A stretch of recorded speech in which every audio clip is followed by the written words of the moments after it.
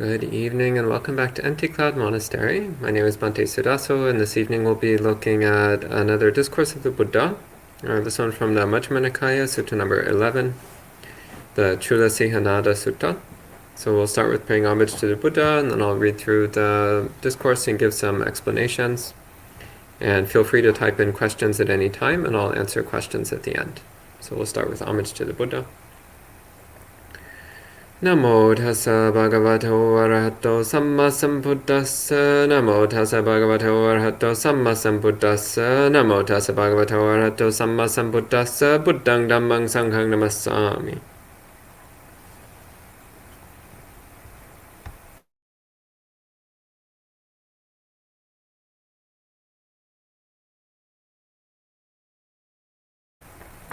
So as mentioned, we'll be looking at the Chula Sihanada Sutta, the Lesser Discourse on the Lion's Roar, which is from the Majjhima Nikaya.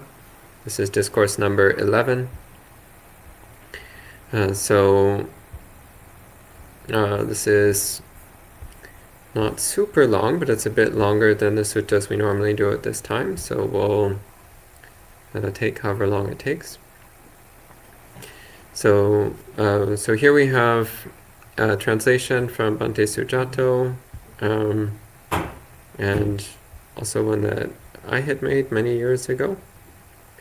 So be looking at the one from Bhante Sujato for now. The discourse begins. Thus have I heard. At one time the Buddha was staying near Savatthi in Jeta's Grove, Anathapindika's monastery. There the Buddha addressed the mendicants. Mendicants! Venerable Sir, they replied. The Buddha said this. Only here is there a true contemplative.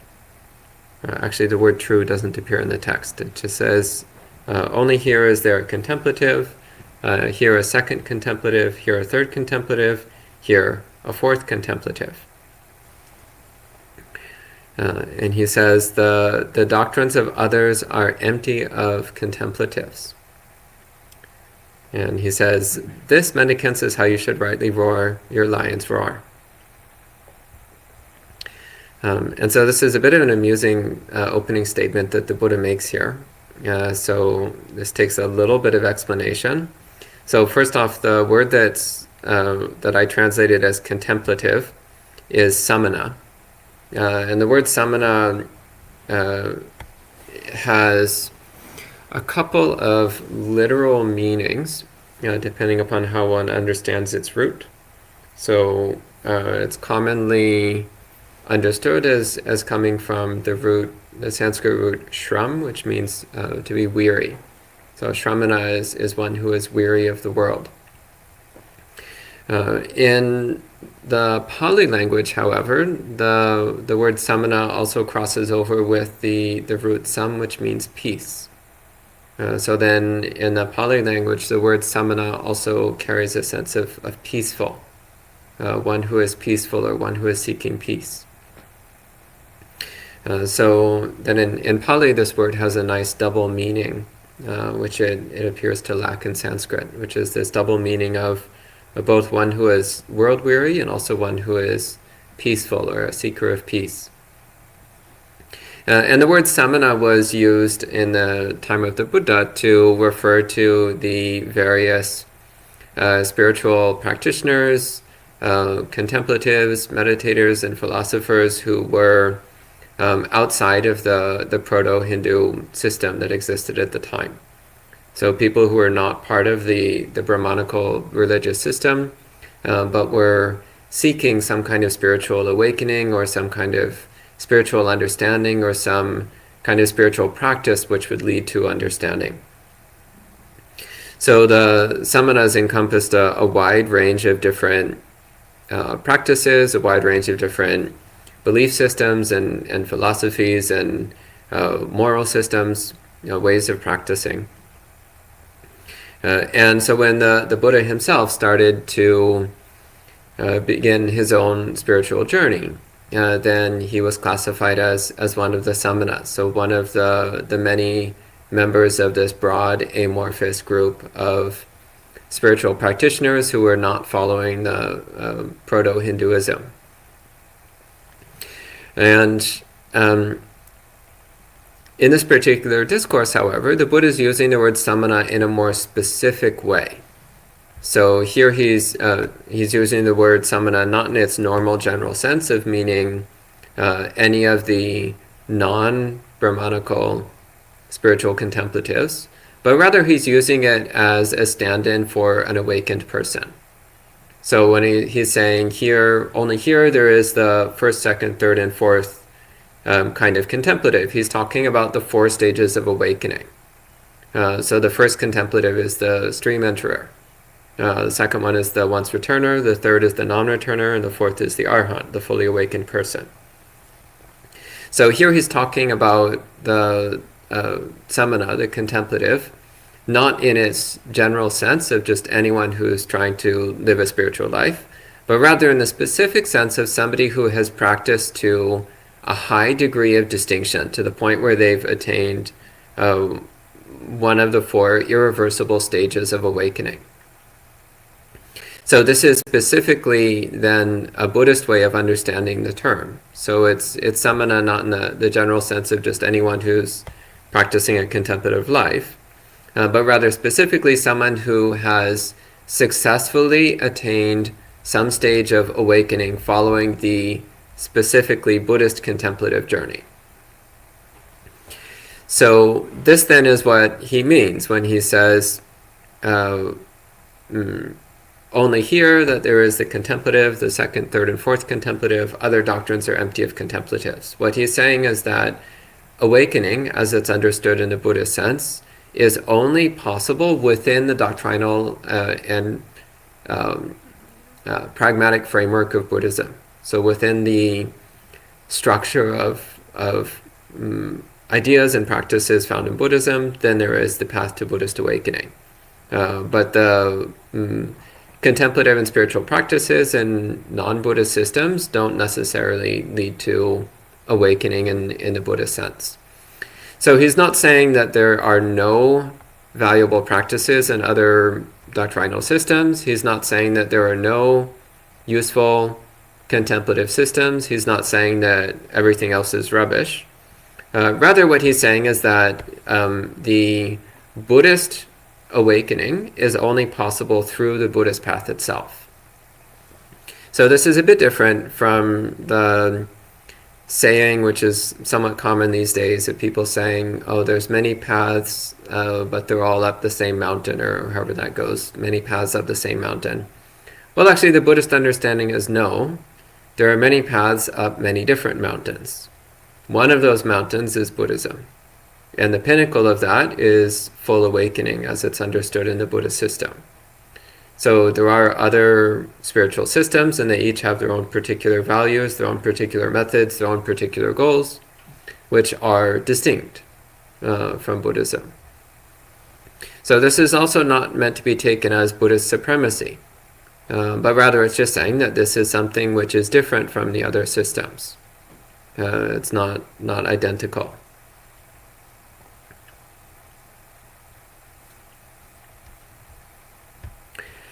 So then the Buddha continues, he says, it is in just this way that you rightly roar a lion's roar. So the lion's roar is a term that we find throughout the suttas as, normally it's the exclamation of somebody who's fully awakened. So after somebody has attained full awakening, then they make some proclamation or some statement which is an expression of their wisdom, an expression of their understanding that they've attained. And that's called their lion's roar. In this particular case, it's talking about somebody who is, speaking about what is it that makes Buddhism special? What is it that makes Buddhism distinct? And that's what this sutta then goes into. It goes into talking about what is it that makes Buddhism distinct, and particularly distinct from the other samana traditions at the time, distinct from the other religious and spiritual traditions that existed in ancient India at the time. So the Buddha continues, he says, and I'm reading from my own translation here. He says, monks, it is possible that a wanderer of another religion might say, but what is the Venerable's assurance, what is their strength, by means of which they say, It is only here that there is the contemplative, and the second, third, and fourth contemplative. Other doctrines are empty of contemplatives. In other words, what are you basing your confidence on, that you're making this claim? That, again, this claim that it's only through the Buddhist system of thought and practice that one attains full awakening. And the Buddha says, "Monks, this is what is to be said to wanderers of other religions who speak in that way. Venerable, we have 4 things which have been declared by the Blessed One, the Knower, the Seer, the Arhat, the Fully Enlightened One. Seeing them in ourselves, we say this." What for? We have confidence in the teacher. So the teacher here means the Buddha. So we have confidence in the teacher, we have confidence in the Dhamma, we are accomplished in virtue, and our co-practitioners are dear and agreeable to us, both householders and renunciants. Venerable, these are the 4 things which have been declared by the Blessed One, the Knower, the Seer, the Arhat, the Fully Enlightened One, which, seeing them in ourselves, we say, it is only here there is the contemplative, and so on. Here the Buddha is saying that one can look at one's own mind and see these 4 things. So confidence in the Buddha, so faith that the Buddha was a fully awakened being. Confidence in the Dhamma, so faith that the teachings and practices which the Buddha taught actually do lead to awakening.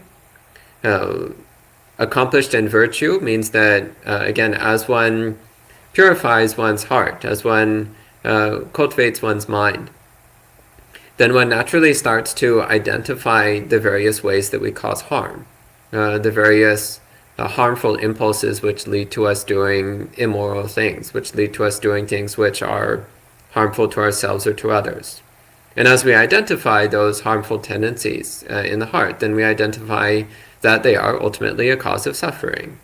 And so then naturally, the wise course is to eliminate them, to purify the heart through eliminating those harmful impulses and tendencies. So accomplishment in virtue or accomplishment in morality, it's not just a matter of following a list of rules, though of course in this being Buddhism we do have many lists of rules and we do like to follow them, and they're very useful and important. But ultimately accomplishment in morality is not about knowing lists of rules and following lists of rules, but rather it's about applying the underlying principle of those rules. And the underlying principle of morality is to cause no harm. Cause no harm either to yourself or to others.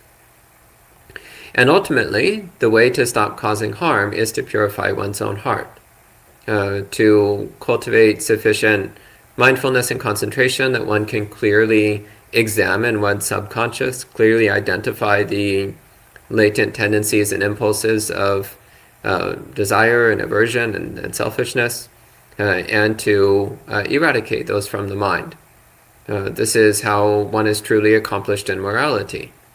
It's not just through following rules to try to make yourself be a good person, but it's actually through this close, precise analysis of the content of one's heart, and the careful elimination of any harmful impulse from the heart. This is what it means to be accomplished in morality. And then the 4th statement is that one's co-practitioners are dear and agreeable to us, both householders and renunciants. So this is an interesting remark in that, of course, from one perspective, you might say, well, it shouldn't really matter what other people think about us. As long as we know that what we're doing is good and wise and right, it shouldn't really matter what other people think about us. But actually, when our fellow practitioners are also good, wise, moral people, then if they appreciate us because of our development of wholesome spiritual qualities, our development of praiseworthy spiritual traits. So this idea that we're appreciated by our fellow practitioners, whether they're lay people or monastics, it's pointing to the fact that we've cultivated respectable spiritual qualities within ourselves. So our fellow practitioners appreciate us because we have made a lot of effort in cultivating that which is truly respectable. So it's not about looking really good or having a lot of money or being materially successful or anything superficial and meaningless like that. But rather that we really have made a lot of progress in purifying our heart, in cultivating wisdom and serenity and compassion. And for that reason, then one is respected and appreciated by one's fellow practitioners. However, the Buddha goes on, he says, it is possible that the wanderer from another religion might say, Venerable, we also have confidence in a teacher, our teacher. We also have confidence in Dhamma, our Dhamma. We also are accomplished in virtue, our virtue. And our co-practitioners also are dear and agreeable to us, both householders and renunciants. Venerable, what is the distinction here? What is the variance? What makes it different for you than it is for us? So this is actually quite a reasonable question, because, of course, if you approach any faithful adherent of any religion, and you say, oh, I have faith in my teacher, I have faith in my religion's doctrines, I'm doing good at following my religion's rules, and my the other followers of my same religion like me, then basically anyone will say like, well, yeah, that's the same for me. It's like, well, you're Buddhist and I'm Taoist and I'm Muslim and I'm Jewish, and all of us can say the same thing. We all have faith in our teacher, in our doctrines. We're all trying to follow our moral rules. We're appreciated by our fellow practitioners. Basically, anyone who's committed to some religious system can probably make these same four statements. So again, what's the difference? And here the Buddha starts getting into some more interesting questions. So first off, the Buddha says, this is what is to be said. So you should ask this person of another religion, of another system, you should ask them, is there one goal or many goals? And this is already an interesting question. So as I mentioned earlier, this trope these days of, oh, it's all many paths up the same mountain. That comes from the idea that there is in fact one goal, that there's one pinnacle, one mountain peak that we're all aiming at. On the other hand, as I was saying earlier, another way of looking at it is actually there's many different goals. That different systems, different spiritual systems actually have different goals. And the differences in their practices and doctrines are because they're actually going to different places. Not that they're different ways of getting to the same place, but that they're actually different places. So this first question of asking someone, is there one goal or many goals? This is already extremely informative. Because if somebody says, oh, there's only one goal, so then the next question would be to find out, well then, are we actually talking about the same goal? So when we talk about the goal of Buddhist practice, so the goal of Buddhist practice is full awakening. But what do we mean by that? And if somebody else thinks that there's only one goal, well, are we actually defining it in the same way? Are we actually really talking about getting to the same place? Whereas if someone says, oh yeah, there's many goals. So many goals would mean, yeah, there are many different possible objectives to one spiritual practice. They might be totally different. One's person goal might be to be reborn in heaven. It's like, well, okay. If that's your goal, then your practice is going to be a bit different from ours. Possibly very different from ours. Somebody else might not have any goal at all. I remember years ago I was at an interfaith dialogue and I was talking to this one person and I was asking them various questions. I wasn't following this exact format. I was just asking general questions. And at one point I asked, because I was getting increasingly confused because the person was giving me very discordant answers which didn't really seem coherent. And at some point I just directly asked, what is your goal? What's the goal of your spiritual practice? And the person finally revealed that they didn't have one. So for some people that's actually the case. They're actually not thinking is there one goal or many goals. They don't even have a goal. So their practice is just an aimless meandering. So that's also the case for some people. So this very first question, is there one goal or many goals? This is already quite informative how somebody responds to this question. If you ask me, again, if you ask this question from a Buddhist standpoint, then we would say, yes, there is full awakening.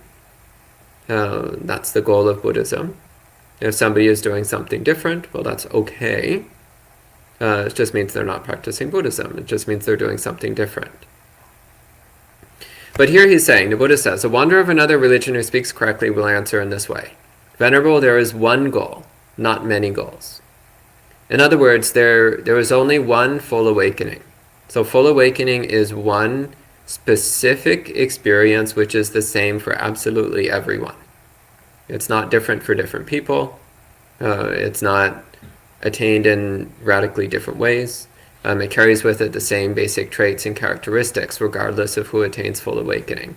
And it requires the development of the same basic attributes and qualities of mind. So then the Buddha carries on with more questions to ask the person. So next one should ask, is the goal for one who is lustful or for one who is free of lust? In other words, the attainment of full awakening. Is that something that can be done while one's heart still has lust? Or does it require that one be completely free of lust? And the Buddha says, if they speak correctly, they will answer, the goal is for one who is free of lust, not for one who is lustful.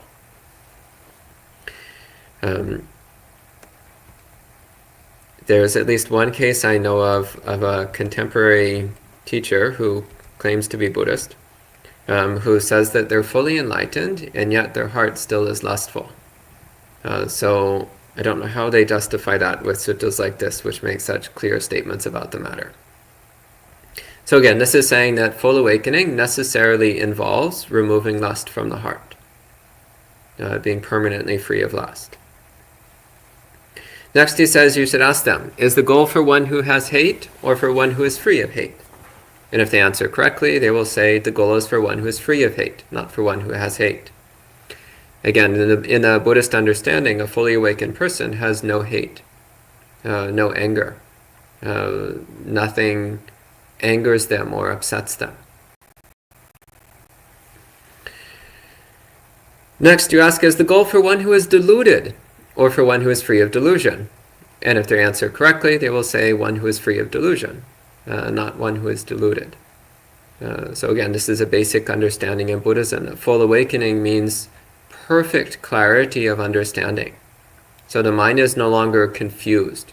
The mind is no longer blurry. Rather, there's a perfect, clear knowing. So this also counteracts the idea which sometimes one encounters of this idea of the crazy old drunk on the street, and people are like, oh, he's actually secretly spiritually attained. Or this, the idea of crazy wisdom, somebody who seems crazy, but they're actually demonstrating some higher wisdom. Well, the Buddhist understanding is actually no. A fully awakened person has no trace of confusion or delusion. Their mind is perfectly lucid and clear. Next question to ask them is the goal for one who has craving or for one who is free of craving? So again, one who is free of craving, not one who has craving. Is the goal for one who has clinging? And the word translated here as clinging is Upādāna, which more accurately is grasping. So the word Upādāna is from prefix upa, which means close or near, and ādāna, which means taking or bringing. So Upādāna means bringing close or taking in. So Upādāna is our constant process of grasping at things, of trying to grab and hold on to things. It's the process of attaching to things, of trying to acquire and hold on to objects or experiences or ideas or perceptions or identities or anything whatsoever. So is the goal for one who has grasping or for one who is free of grasping? And if they answer correctly, they will say the goal is for one who is free of grasping, not for one who has grasping. Next, is the goal for one who is wise or one who is unwise? And if they answer correctly, then they will say one who is wise, not one who is unwise. And next question, is the goal for one who approves and rejects or for one who does not approve or reject? So this is talking about preferences. So basically for one who has preferences or for one who does not have preferences. It's like, oh, well, I like spicy food and I like hot food, and someone else is like, well, I like bland food and I like cold food. Well, if somebody is fully awakened, they don't have these kinds of ordinary preferences. There might be an understanding that something is harmful or beneficial, but there won't be these ordinary preferences of like, well, I like the light purple ones. Well, I like the pink ones. Well, I like the blue ones. Like, well, an awakened person just doesn't care about these petty things. They're only interested in whether something is harmful or beneficial. So, if they answer correctly, they will say the goal is for one who does not approve or reject. That is, someone who has no preferences. And the final question to ask them is the goal for one who delights in proliferation or for one who does not delight in proliferation? So the word translated here as proliferation is papancha. Papancha is one of these delicious terms which comes up in Buddhist thought. Papancha, it's commonly translated proliferation. It could also be translated complication. And papancha is explained elsewhere in the suttas as being the process through which we take ordinary, simple experiences and we weave ever more complicated stories around them in our mind. So you have a simple sensation, for example, and then based on that simple sensation, you start saying, oh, this reminds me of that thing that my mother said to me, and that was so rude, and now I'm going to have to do something about it. And the mind starts building this whole complicated story out of it. And we get completely enmeshed into this complicated story. Or you're sitting in the meditation hall, and you're sitting there looking very peaceful, and then you hear somebody coughing behind you, and you're like, I know she's doing that just to piss me off. And I know it's because she hates me. She's hated me for days now. I got the first hint of it back when she sneezed in the meditation hall. And the mind starts weaving this whole complicated story. And what we normally do is we believe our stories. We go with it. And in fact, not only do we believe our stories, but we keep adding more and more complicated layers onto them.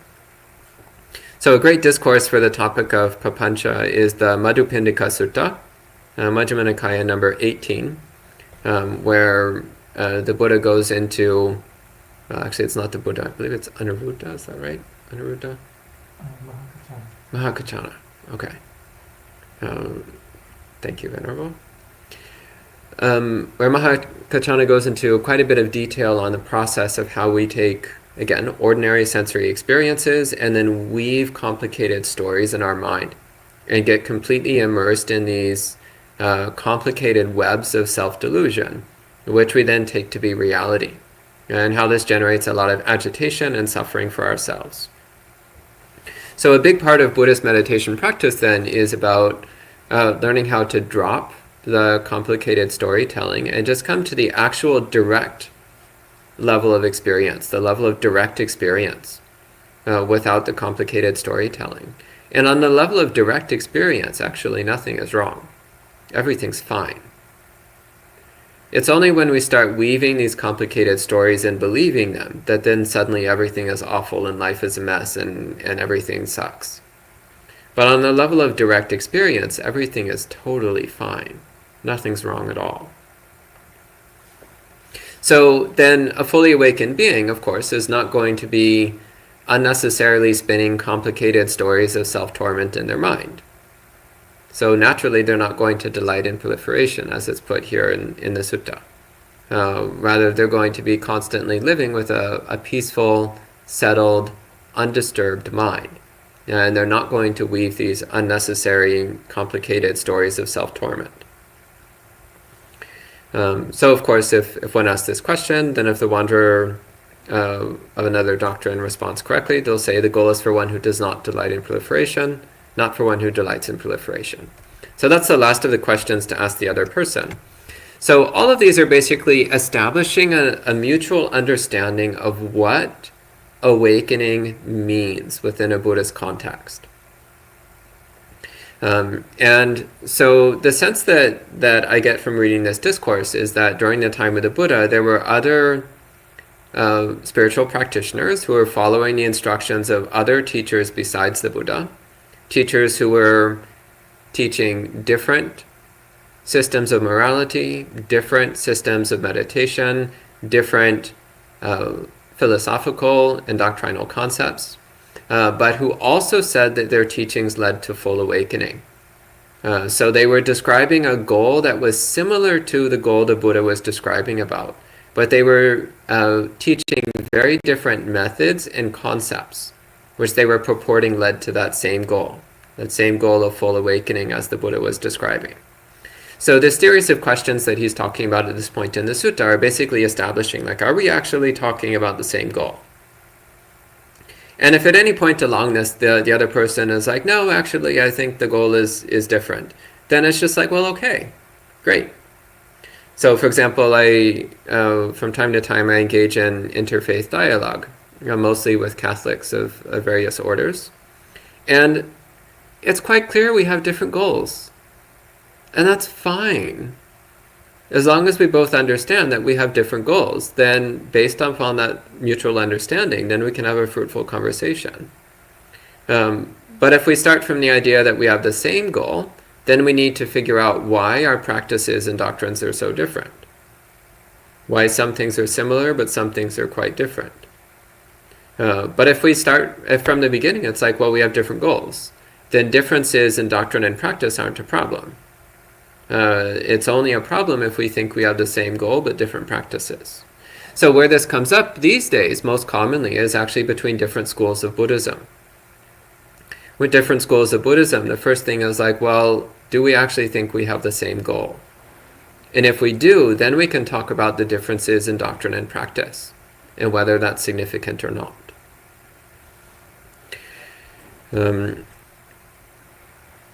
And it does come up these days in New Age circles. You get people who follow all kinds of wacky systems, which they think lead to the same full awakening that Buddhism does. And so then it's like, well, first let's establish, are we actually talking about the same awakening? Are we actually talking about the same final goal? And if so, then the next thing is to talk about doctrine and practice and to see if the differences are meaningful or not. So then the Buddha launches into another way of handling this issue. So once one has established a shared goal, a shared sense of what awakening is, he says, monks, there are these two perspectives. So perspective here is in Pali ditti. So ditti means a belief or an opinion or a viewpoint. So there are these two perspectives, these two beliefs or opinions. The perspective of existence and the perspective of non-existence. Or another way to say that would be belief in existence and belief in non-existence. So the Pali terms here are bhavaditti and vibhavaditti. So bhavaditti is, again, the belief or doctrine or opinion or perspective that things exist. And vibhavaditti then is the perspective or belief or doctrine of non-existence, of things not existing. And there's many other discourses where the Buddha addresses this dichotomy of views. And actually quite clearly states that in Buddhism, neither is accurate. From the Buddhist view, you cannot say that things exist, but you also cannot say that they don't exist. Neither perspective is actually quite right. Both is only giving a limited perspective on reality. So the Buddha carries on. He says, those contemplatives and Brahmins who are stuck on the perspective of existence, stay close to the perspective of existence and adhere to the perspective of existence, reject the perspective of non-existence. So in other words, people who believe that things really do exist, that things really are substantial and real and solid and persistent and stable, then they reject the idea that things are not real. They reject the idea that things might not have any kind of substantial, persistent reality to them. And vice versa. He says those who are stuck on the perspective of non-existence reject the perspective of existence. So there are also those who say, well, everything is false, it's all an illusion, nothing's actually real, this is all a dream. And it's like, well, if you take that view, then you're actually rejecting the experience that we have. You're rejecting the experience of apparent substantiality, of apparent solidity, apparent existence. So something is clearly happening here. So saying that none of this is real, that it's all fake, that it's all an illusion, that it's all a dream, it's kind of missing the reality of what we're experiencing. So the Buddhist view, and this is laid out, for example, in the Kaccanagotta Sutta, is the Buddhist view is to neither go towards one extreme or the other. So the Buddha called these two extremes. One is the extreme of saying it all exists. The other is the extreme of saying none of it exists, or saying it totally exists or it totally does not exist. He says both of these are extremes, but the Buddhist doctrine is not going to either extreme. The Buddhist doctrine is rather talking about conditional appearance, how due to the interrelation of causes and conditions, something appears to exist. And when those causes and conditions change, then that thing that appeared to exist no longer appears to exist. So the Buddhist view then is not taking a stance on saying that things either absolutely exist or not, but rather talking about how conditions create the appearance of existence, or the temporary experience of something seeming to exist.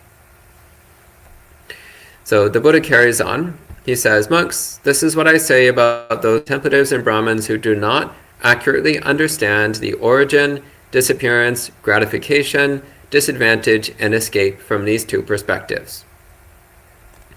So the Buddha says, they have lust, hate, delusion, craving, and clinging.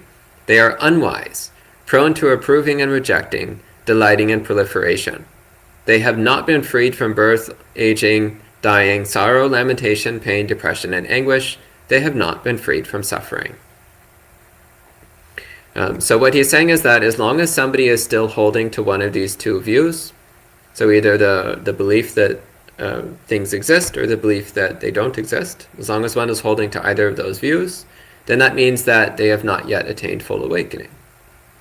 So again, he just went through this list of questions establishing what is awakening, what is the goal of Buddhist practice. So it's being free of lust, hate, delusion, craving, and clinging. It's developing perfect wisdom, letting go of preferences, and letting go of proliferation. So he's saying somebody who's still getting caught up in these opinions of existence and non-existence is clearly still caught in lust, hate, delusion, craving, clinging, foolishness, preference, and proliferation. So as long as somebody is holding to one of these views, then you can know for sure that they're not yet fully awakened. So then the Buddha goes into speaking about the four kinds of Upādāna, the four kinds of grasping. So he says, there are these four kinds of grasping. What for? Grasping at sensuality, grasping at perspectives, grasping at habitual practices, and grasping at self-belief.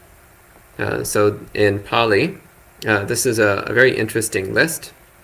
So in Pali, this is kamupādāna. So kama means sensuality.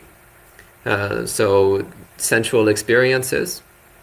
So kamupādāna then is the tendency that we have to constantly try to acquire and hold on to sensual experiences, which doesn't necessarily mean pleasant ones. Of course, pleasant experiences is the most obvious example of this.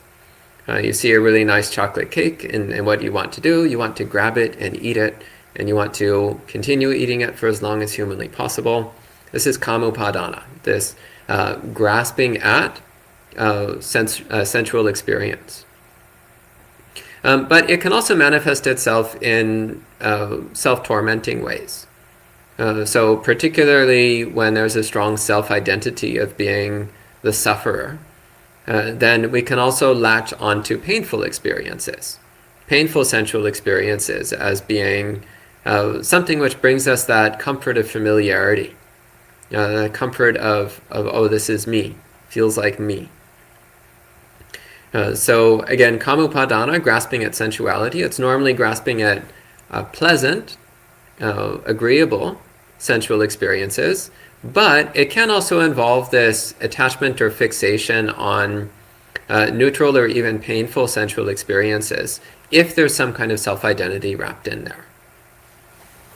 Then the next one is Upādāna. So ditti, as I mentioned earlier, means beliefs, opinions, perspectives. So Upādāna then is grasping at, acquiring, attaching to, clinging to opinions and beliefs. So this is clearly visible whenever we start talking about politics. Everybody has opinions about politics. Not quite everybody. I strive to have no opinions about politics. I'm not there yet, but I'm working on it. Pretty much everybody has opinions about politics. Everybody's convinced that their opinions are the correct ones, and that therefore everybody else's opinions are the wrong ones. Is that actually so? Well, if you ask any particular person, then the answer is yes, of course. My opinions are the right ones, which means the opposing opinions are therefore the wrong ones. Is that actually the case, though? Is that actually the case that your opinions are objectively true? So the Buddha did make a strong distinction, though, between what he called samma ditti, which is right view, correct view, which is a correct understanding of the nature of reality. And the opposite to that is miccha ditti, so wrong view, which is a distorted or inaccurate understanding of the nature of reality.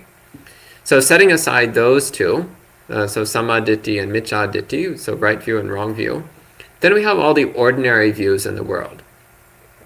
So, for example, there's the Flat Earth Society. People who believe strongly in the opinion that the Earth is flat. It's like, well, okay, that's a nice opinion. Whether it's true or not is beside the point. It's not true.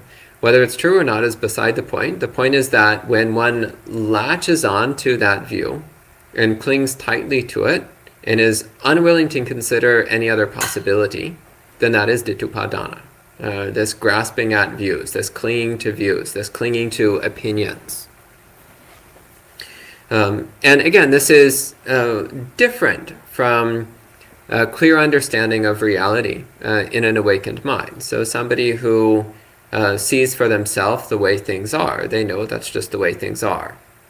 So it's not an opinion or a belief, it's just seeing things as they are. So next, Silabbata Upādāna. So Silabbata is a compound of sila and vata. So the word vata means religious practices, religious observances, vows, ceremonies, things of that sort. The word vata is actually related to the English word vow. And the word sila, in other contexts, it would be translated as morality or virtue or precepts. But sila also has the meaning of habits or habitual behaviors. So silavata then can mean religious practices and observances, or it can mean habitual practices, habitual behaviors. So broadly speaking, it means somebody who is fixated on specific ways of acting and behaving. And so the word silabbata does carry a strong religious connotation. So for example, thinking, I must enter the temple with my right foot first, I must take 3 steps forward and then bow once, I must always turn to the left and never to the right. So these are examples of beliefs that one must have a specific prescribed way of acting and behaving. And it's not that there's anything inherently wrong about stepping through the temple door with your right foot, but there's also not something inherently wrong about stepping through with your left foot either. So having a rule like that might be useful. So actually stepping through doors with your right foot is a common rule in Zen centers, for example. So it's not that there's something evil about your left foot, but rather what it does is that it means whenever you're approaching a doorway, you start to become mindful of your body. You're approaching the door, so you start to pay attention to which foot is going next. and which foot is going to go through the door. And when you actually get to the threshold of the door, then you're very aware of exactly what your feet are doing. And then you step through with your right foot. So it's not that there's something good about these details of this religious practice, but rather the religious practice serves a purpose, which is to help you cultivate mindfulness of the body and letting go of preference. So, Sila Upādāna, so grasping at or clinging to religious practices, would be thinking, I must always step with my right foot because that is the true and right and correct way of doing it. That would be a misunderstanding. A correct understanding would be, this is an arbitrary rule which is used for the sake of developing mindfulness of the body and for helping with non-preference. That would be a correct understanding. And then the fourth kind of grasping or clinging that the Buddha mentions is attavada upādāna.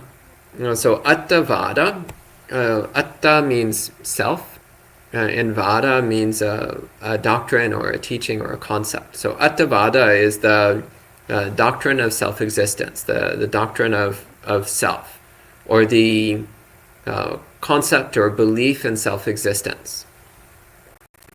So this is actually the core delusion from which all of our other delusions and defilements and suffering arises. It's this constant grasping at self-identity. This constant grasping at our sense of me and mine. This constant manufacturing and latching onto our self-identity. So, coming back to the sutta, the Buddha says, so the Buddha lists these four kinds of clinging, of grasping, and the Buddha says, monks, there are some contemplatives and Brahmins who claim to have a doctrine of the complete understanding of all clinging. They do not correctly make known the complete understanding of all clinging. They make known the complete understanding of clinging to sensuality, but not to opinions, habitual practices, and self-belief. For what reason? Because these honorable contemplatives and Brahmins do not accurately understand these three things. Therefore, although these honorable contemplatives and priests claim to have a doctrine of the complete understanding of all clinging, they do not correctly make known the complete understanding of all clinging. So this first case he's giving here is somebody who, again, they're teaching something that's quite praiseworthy and good, which is a spiritual system which teaches one to let go of clinging at sensuality, to let go of attachment to sensuality. Well, that's a good thing. And actually that's a very common thing that one sees in many spiritual systems throughout human history around the world. So teachings that help people to reduce or even eliminate their obsession with coarse sensual experience. So we see different forms of that appearing in literally every human culture since forever. So it's not something that's uniquely Buddhist. It's something that's actually relatively common in the religious domain. So the Buddha is saying, so it's not that there's anything wrong with teaching a doctrine of letting go of grasping at sensuality. In fact, that's a really good thing. But the Buddha is saying that's not sufficient to claim that one is teaching a practice for the elimination of all clinging, the elimination of all grasping. So just teaching to let go of sensuality is not sufficient for full awakening, as the Buddhist system teaches it. Then the second example, he says again, there are some contemplatives and Brahmins who claim to have a doctrine of the complete understanding of all clinging. They do not correctly make known the complete understanding of all clinging.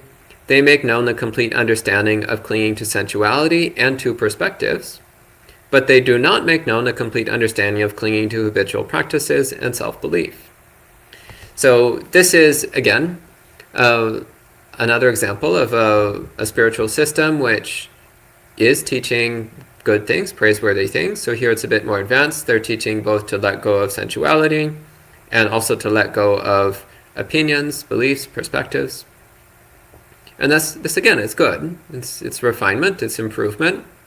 But it's still not sufficient. for full awakening. So it's still not a complete teaching on how to overcome clinging and grasping. And then the third one, he says, there are some contemplatives and priests who claim to have a doctrine with a complete understanding of all clinging. They make known the complete understanding of clinging to sensuality, to perspectives, and to habitual practices, but not to self-belief. So here, once again, we find something which it's a bit more refined, it's a bit more specific. You'll be a bit more hard-pressed to find examples of this in the religious landscape of humanity, but you can find some examples of systems which have taught to let go of sensuality and of personal opinions and of habitual practices, and yet they still have clinging to self-view. They still have clinging to self-identity. At their heart, there's still the fixation with self. Actually, an example of this would be Advaita Vedanta. Advaita Vedanta is sometimes called the school of Hinduism which most closely approximates Buddhism. But this is where there's the divide. It's around the concept of self-belief.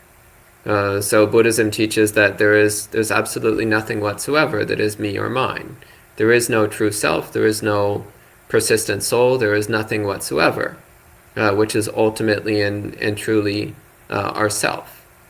And this is where Advaita Vedanta takes a different direction. It's like, well, actually there is a true soul.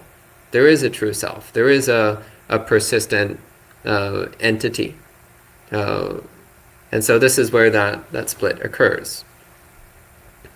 So again, there are some examples of this, less common, but there are examples of this in the religious fabric of human history. So that's still 3 out of 4. Someone who teaches to abandon 3 of the 4 kinds of clinging, that's still really good. That's still really praiseworthy. That's still quite special. And yet, it's not quite Buddhism. And from the Buddhist understanding, it would still not be sufficient for full awakening. 3/4 of the way there, but not quite all the way there. And so the Buddha says, monks, when it is in a Dhamma Vinaya of that kind. So Dhamma Vinaya is a term that is used in the suttas to generally mean a religious system. So a system of teachings and trainings. So these days, the term Dhamma Vinaya is mostly used in a specifically Buddhist context.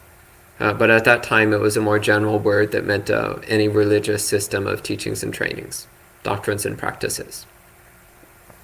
So the Buddha says, when it is in a Dhamma Vinaya of that kind, or to translate this more directly, when it is in a religious system of that kind, confidence in the teacher is not said to be the right approach. Faith in the Dhamma is not said to be the right approach. Accomplishment in virtue is not said to be the right approach.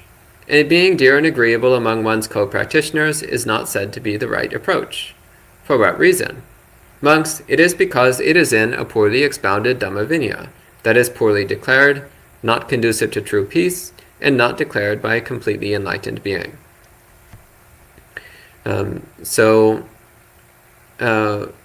Again, so it's not saying that those systems are bad, but rather that because they're not teaching the path to full awakening, then they're still deficient in that respect. So if one's goal is full awakening, then having faith and confidence in a system that doesn't actually teach full awakening is a little bit problematic. It's kind of like if I really want to walk to Canada and I have a map of the way to Mexico, might be a great map. But this would not be the right time for me to put all my faith in following the instructions on that map. Instead, I should try to find a map that goes to Canada. If I'm trying to go to Canada, then I need a map that goes to Canada, and that's where I should place my trust. So there's nothing wrong with a map to Mexico. It's just that it's not the right time for putting one's faith in that particular map.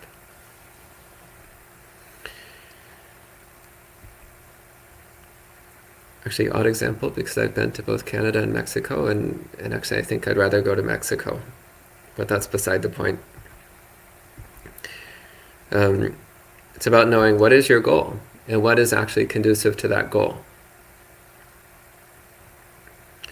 So then the Buddha says, he says, monks, the Tathagata, the Arhat, the completely enlightened one. So this is referring not just to himself, but to any Buddha. So normally when the Buddha is talking about Buddhas, he's not talking just about himself, but he's talking about the qualities which are universal to all Buddhas. So all Buddhas have the same core characteristics.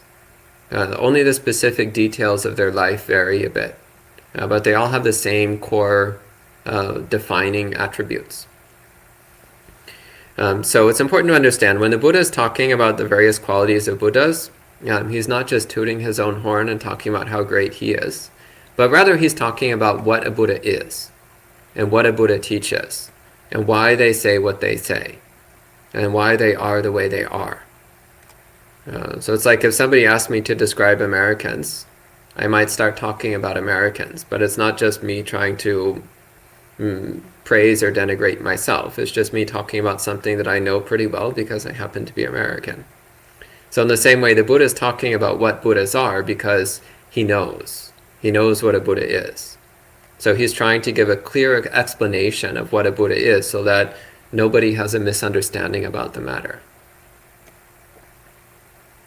So he says, the Tathagata, the Arhat, the completely enlightened one, claims to have a doctrine of the complete understanding of all clinging. He correctly makes known the complete understanding of all clinging. He makes known the complete understanding of clinging to sensuality, to perspectives, to habitual practices, and clinging to self-belief. So all four kinds of clinging. And he says, when it is in a Dhamma Vinaya of that kind, so in a religious system of that kind, confidence in the teacher is said to be the right approach, faith in the Dhamma is said to be the right approach, accomplishment in virtue is said to be the right approach, and being dear and agreeable among one's co-practitioners is said to be the right approach. For what reason?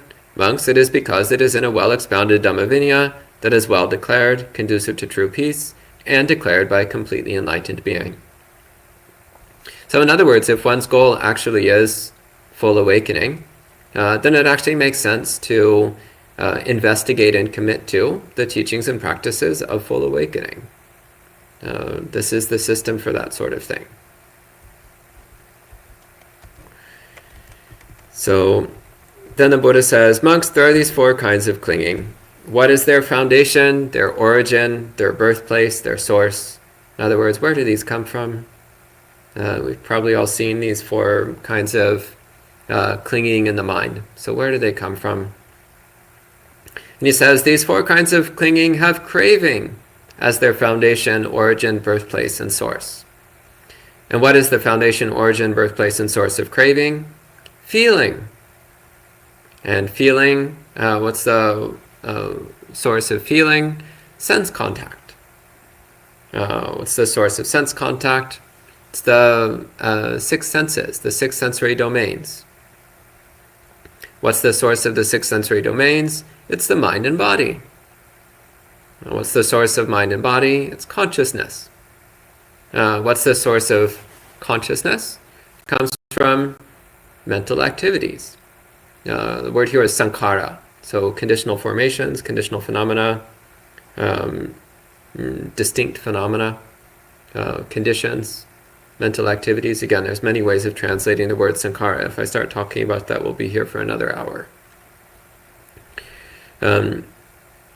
But briefly, he's talking here about how through engaging in mental activities based upon delusion, based upon misunderstanding, based especially on the fundamental delusion of self-existence, then that gives rise to the experience of consciousness of body and mind, and identifying it as me. Like, this is my body, this is my mind. And we have sensory experiences, and we think, oh, these are my senses. I am seeing, I am hearing.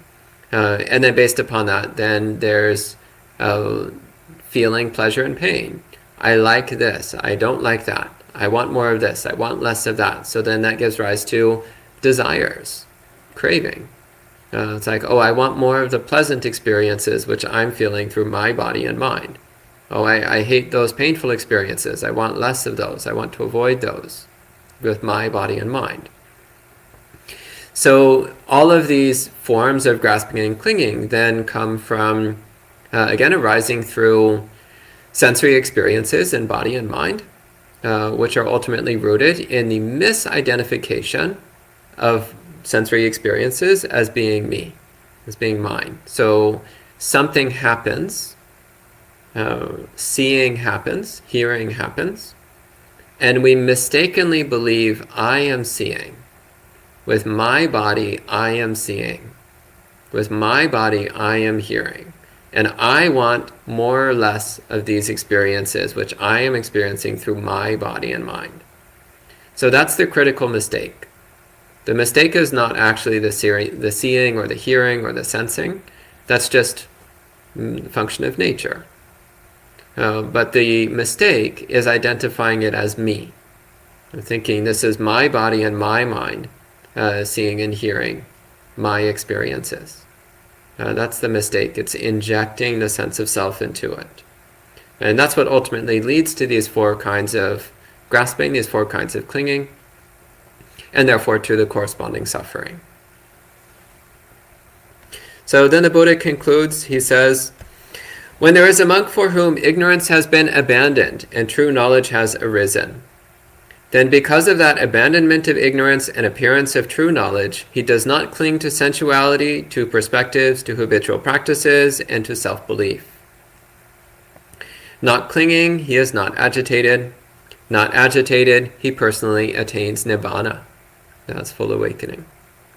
And he knows birth has been eliminated, the holy life has been lived, what was to be done has been done, there will be no further existence here. So this final thing is just a statement that when one cultivates the heart to truly understand the nature of things and drops these four kinds of grasping and clinging, especially grasping at self-belief, then that naturally leads to the mind becoming extremely peaceful. So with no clinging, then the mind is not agitated, it's free of disturbance.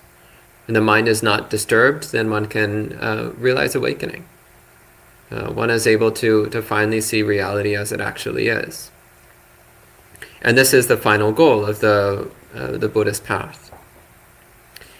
And so the sutta concludes, this is what the Buddha said, satisfied those monks delighted in the Buddha's speech.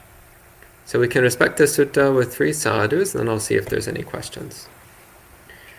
Sadhu, sadhu, sadhu.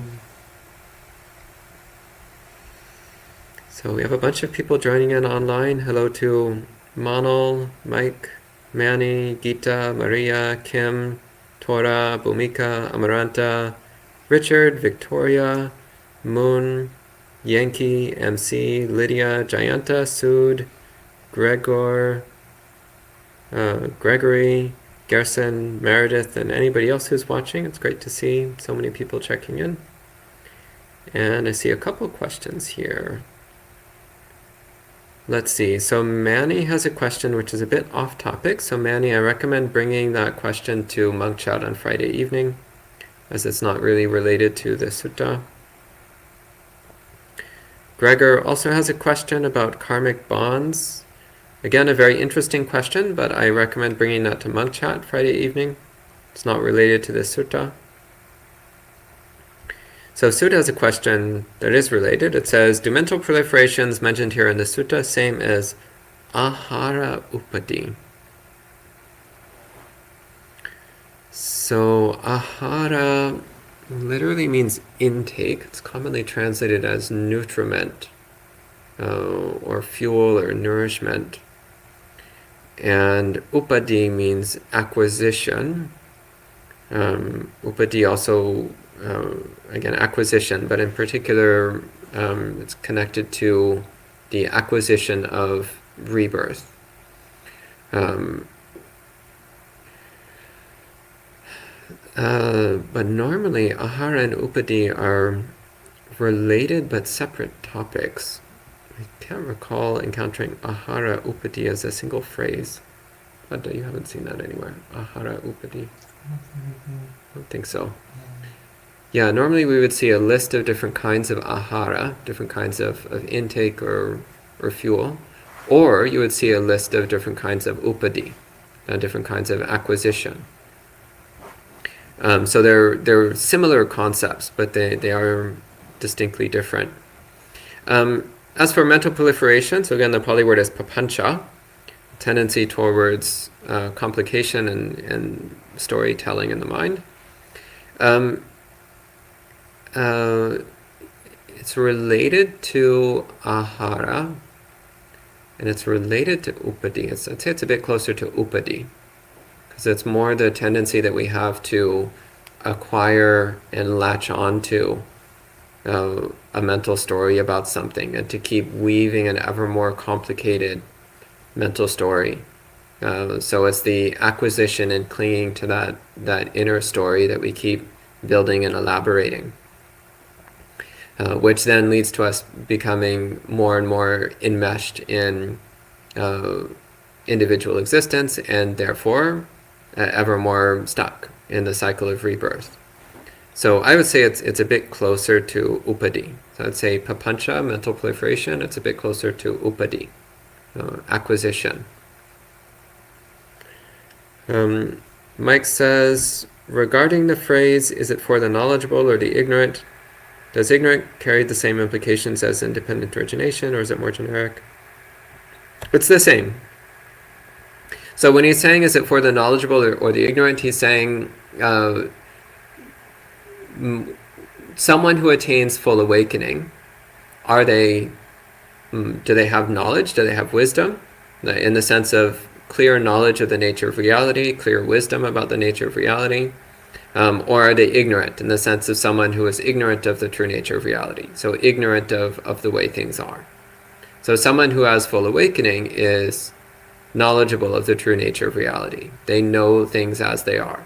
They're not delusional or ignorant or confused. And in particular, they're not ignorant about the fact that everything is not self. So there's no delusion or confusion around the truth that nothing whatsoever is me or mine. So yes, it is the same as in Paticca Samuppada.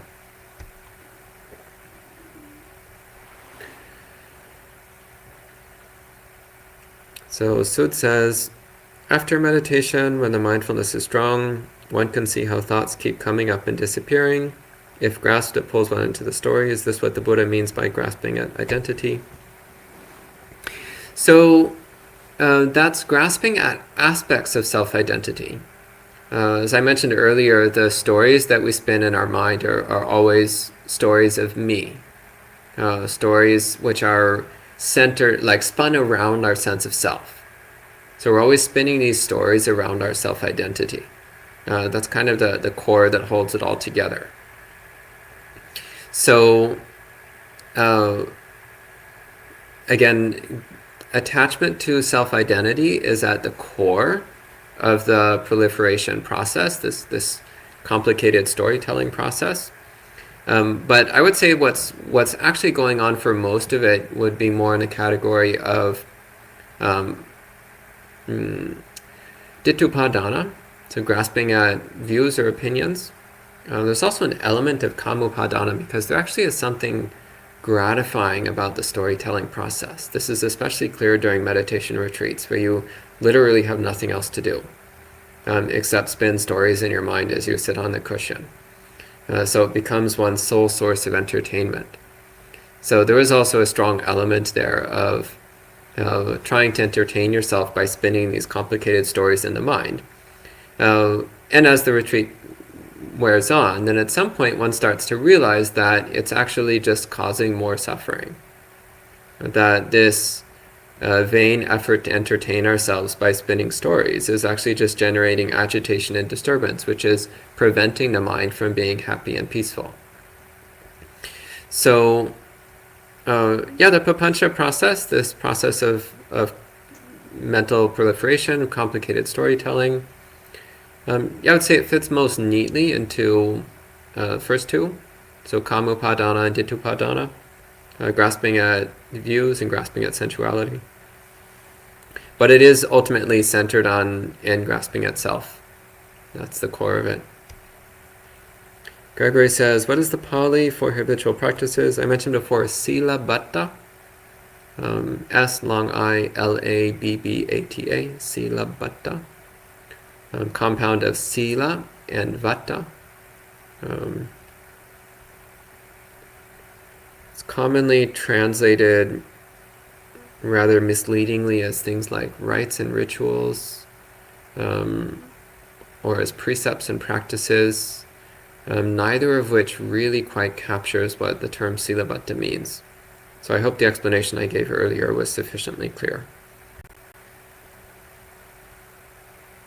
Gerson says, could you give a practical example on how to practice non-self-attachment? Yes, kindness and generosity. Do kind and generous things for other people, not hoping for any recognition or appreciation or gratitude or anything at all. And don't do it thinking about how great you are, but just do it purely for the sake of doing something good. That's one way of practicing. That's actually a very potent way of cultivating non-self, is through actions of kindness and generosity, just with the genuine wish to do something good, and not seeking for anything for yourself out of it. Of course, there's more refined ways. The way that we see most commonly mentioned in the suttas is called anicca sanya, which is the recognition of non-persistence. So looking at what we think of as me, which is normally our body and mind, and recognizing that every single aspect of body and mind is constantly changing. None of it is persistent or stable.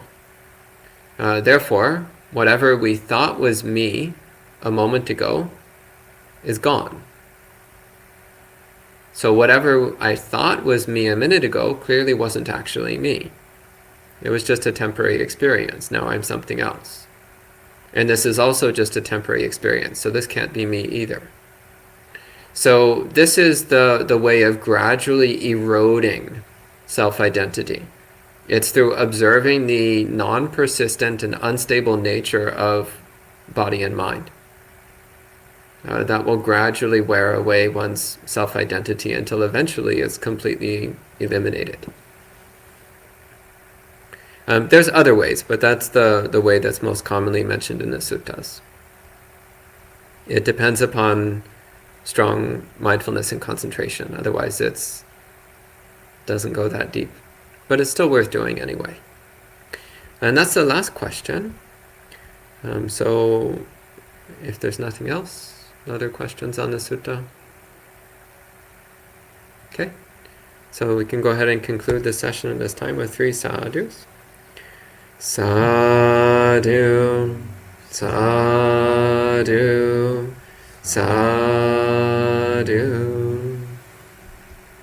And